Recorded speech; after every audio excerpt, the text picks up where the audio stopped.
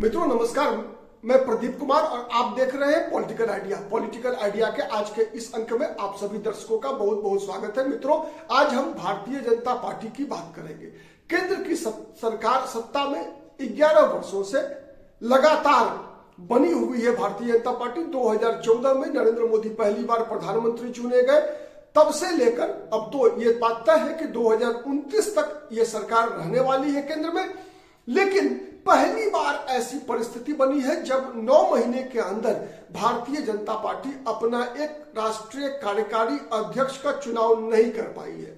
संकेत ऐसा है कि भारतीय जनता पार्टी को इतना समय अध्यक्ष चुनने में इसलिए लग रहा है कि भारतीय जनता पार्टी के अंदर कुछ बड़ा होने वाला है। अब क्या बड़ा होने वाला है, इसी का हम विश्लेषण करते हैं। मित्रों, आपको याद है कि पिछले वर्ष जून में लगातार तीसरी बार प्रधानमंत्री नरेंद्र मोदी के नेतृत्व में भारतीय जनता पार्टी सरकार बनाती है, चुनकर आती है, और उस सरकार में भाजपा के राष्ट्रीय अध्यक्ष जेपी नड्डा, जगत प्रकाश नड्डा भी शामिल होते हैं एक मंत्री के रूप में। इससे पहले भी याद कीजिए 2014 में जब पहली बार नरेंद्र मोदी प्रधानमंत्री बने थे, उस समय में राजनाथ सिंह भाजपा के राष्ट्रीय अध्यक्ष थे। राजनाथ सिंह सरकार में शामिल हुए, गृह मंत्री बनाया गया उनको, और सरकार में शामिल होते ही राजनाथ सिंह ने इस्तीफा दे दिया। और उसके बाद कार्यकारी अध्यक्ष के रूप में अमित शाह आए, और अमित शाह का बाद में जब भारतीय जनता पार्टी की राष्ट्रीय परिषद की बैठक हुई तो फिर वो अस्थायी अध्यक्ष के रूप में 3 वर्षों के लिए निर्वाचित हुए।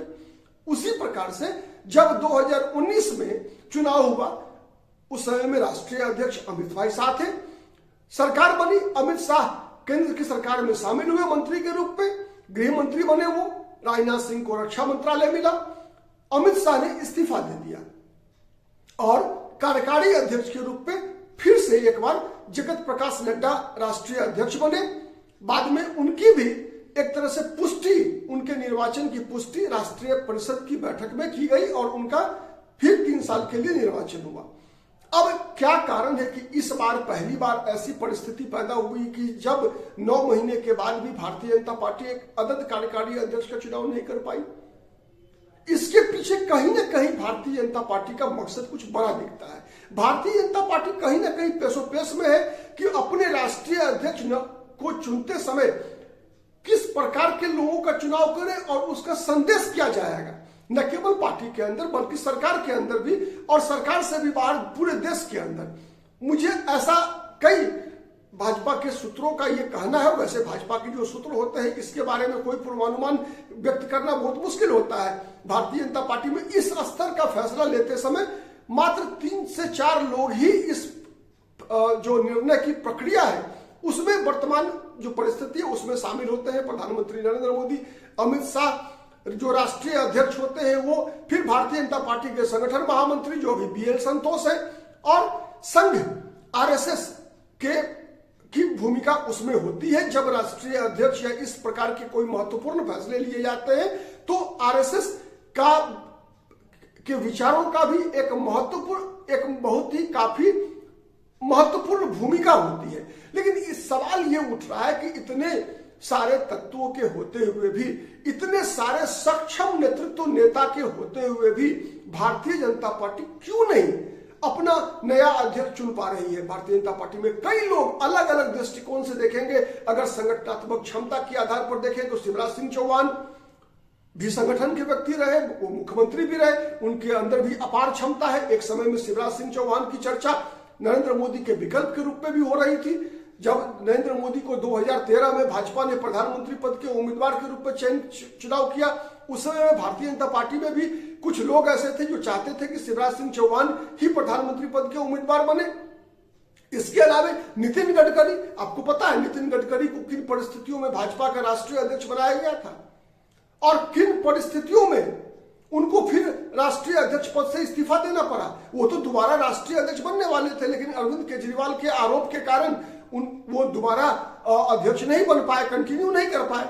अगर शायद वो किए होते तो हो सकता है कि प्रधानमंत्री पद के उम्मीदवार भी 2014 के चुनाव में रहे होते।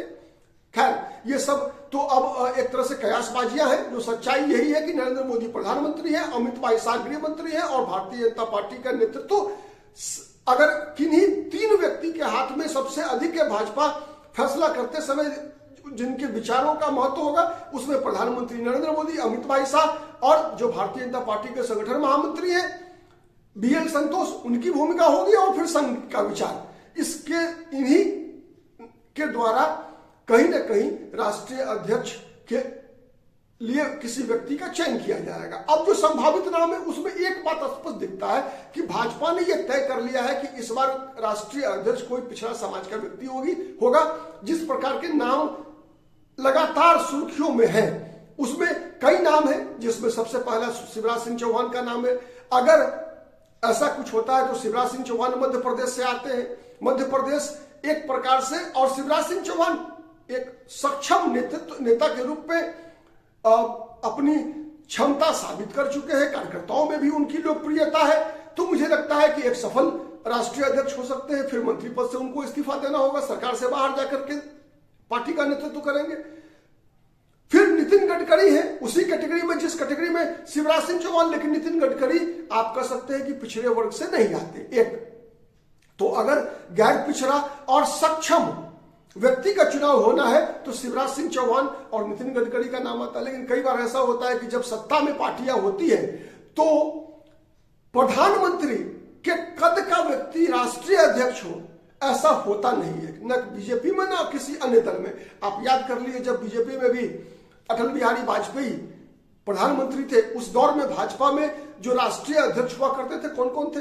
कुशाभाऊ ठाकरे, जना कृष्ण मूर्ति, ठीक है, बंगारू लक्ष्मण, वेंकैया नायडू। मतलब जो सेकंड रंग लीडर्स होते हैं वही प्राय राष्ट्रीय अध्यक्ष बनते रहे हैं जब पार्टियां सत्ता में होती है। जब विपक्ष में होती है तो सबसे बड़ा कद का व्यक्ति राष्ट्रीय अध्यक्ष हो सकता है। प्राय ऐसा हुआ है बीजेपी में भी और कांग्रेस पार्टी में भी, चूंकि कांग्रेस पार्टी भी एक दल है जो कि पहले केंद्र की सत्ता में सबसे लंबे समय तक तो कांग्रेस ही रही है, तो ऐसी परंपरा रही है। लेकिन तो अभी प्रधानमंत्री नरेंद्र मोदी के होते हुए, अमित भाई शाह के होते हुए ऐसा सोचना जल्दबाजी होगा, या ऐसा अगर हो गया तो समझिए कि एक चमत्कार होगा। और भारतीय जनता पार्टी के अगर शिवराज सिंह चौहान और नितिन गडकरी में से किसी एक व्यक्ति का चुनाव होता है राष्ट्रीय अध्यक्ष के रूप में तो ये ऐतिहासिक होगा। तो अगर हम कह रहे हैं कि बड़ा फैसला बीजेपी लेने जा रही है तो हो सकता है कि शिवराज सिंह चौहान राष्ट्रीय अध्यक्ष बने पार्टी के, जिससे कि अगले चुनाव में जब कभी भी बात आए कि नरेंद्र मोदी के प्रधानमंत्री पद से अब रिप्लेस करने की बात आए तो उस दौर में शिवराज सिंह चौहान के द्वारा बना एक अध्यक्ष के रूप में साबित की गई अपनी योग्यता और क्षमता बहुत मायने रखेगा। एक दूसरा नंबर पर अगर नाम कोई आ रहा है तो आ रहा है धर्मेंद्र प्रधान का। उड़ीसा के रहने वाले हैं, उनके पिता भी भारतीय जनता पार्टी के बड़े नेता थे धर्मेंद्र प्रधान, उड़ीसा के सरकार में मंत्री रहे थे, केंद्र में भी मंत्री रहे थे, सांसद रहे थे। तो अगर धर्मेंद्र प्रधान का भी चुनाव होता है तो धर्मेंद्र प्रधान भी पिछड़ी जाति से आते हैं। धर्मेंद्र प्रधान का जो संगठनात्मक जीवन रहा है वो एक तरह से कह सकते हैं बाल काल से स्वयंसेवक रहे, विद्यार्थी परिषद में उन्होंने काम किया है और फिर लंबे समय से भारतीय जनता पार्टी में विभिन्न राज्यों के प्रभारी, जब बीजेपी सत्ता में नहीं थी तब भी विभिन्न राज्यों के प्रभारी के रूप में पार्टी के विस्तार में और पार्टी की मजबूती में धर्मेंद्र प्रधान की महत्वपूर्ण और उल्लेखनीय भूमिका रही है। उसके बाद नंबर आता है धर्मेंद्र प्रधान के बाद अगर हम बात करें तो फिर भूपेंद्र यादव का। भूपेंद्र यादव ने भी उन्हीं आधार पर अपनी क्षमता सिद्ध किया है जिस आधार पर हम देखते हैं कि धर्मेंद्र प्रधान की तरह ही भूपेंद्र प्रधान भी पार्टी के महामंत्री के रूप में और संगठन प्रभारी के रूप में अलग अलग राज्यों में अपनी क्षमता से पार्टी के नेतृत्व को प्रभावित किया है। न केवल बल्कि पार्टी के संगठन को विस्तार दिया, पार्टी के वैचारिक एक तरह से प्रसार में अपनी भूमिका का सफलतापूर्वक निर्वाह अभी तक भूपेंद्र यादव ने किया है। भूपेंद्र यादव भी पिछड़ी जाति से है, वो यादव समाज से आते हैं, राजस्थान के रहने वाले हैं, ठीक है। इसके अलावे जो नाम सुर्खियों में है उनमें नाम एक महत्वपूर्ण है उत्तर प्रदेश से केशव प्रसाद मौर्य का। केशव प्रसाद मौर्य आपको याद होगा 2017 में जब भारतीय जनता पार्टी पहली बार नरेंद्र मोदी के शासनकाल में पहली बार जब उत्तर प्रदेश में भारतीय जनता पार्टी प्रचंड बहुमत के साथ विधानसभा का चुनाव जीती थी, उस दौर में केशव प्रसाद मौर्य भाजपा के प्रदेश अध्यक्ष हुआ करते थे और ऐसा माना जाता था कि भाजपा अगर सत्ता में आएगी तो केशव प्रसाद मौर्य ही भारतीय जनता पार्टी की ओर से मुख्यमंत्री बनेंगे। लेकिन भारतीय जनता पार्टी के केंद्रीय नेतृत्व ने केशव प्रसाद मौर्य के बदले योगी आदित्यनाथ का चुनाव किया मुख्यमंत्री के रूप में और तब से केशव प्रसाद मौर्य एक तरह से योगी के साथ एक टीम के रूप में, उनके डिप्टी के रूप में, डिप्टी चीफ मिनिस्टर, उप मुख्यमंत्री के रूप में लगातार 2017 से अभी तक सरकार में उप मुख्यमंत्री की भूमिका निभा रहे हैं। और केशव प्रसाद मौर्य में वो क्षमता, संगठनात्मक क्षमता उन्होंने उत्तर प्रदेश में प्रदेश अध्यक्ष रहते हुए साबित किया है।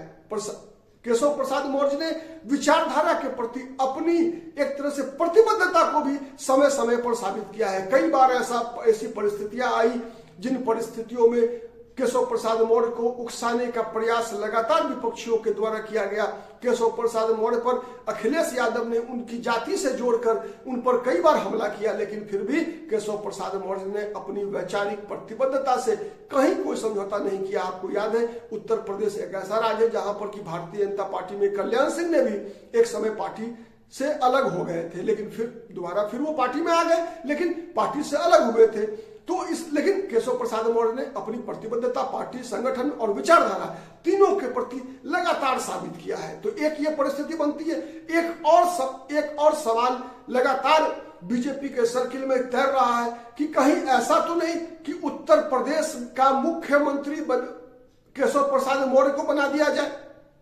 यह भी चर्चा है कि केशव प्रसाद मौर्य उत्तर प्रदेश के मुख्यमंत्री बन जाए, योगी आदित्यनाथ देश के गृह मंत्री या फिर रक्षा मंत्री बने और राजनाथ सिंह को फिर एक बार पार्टी का राष्ट्रीय अध्यक्ष बना दिया जाए।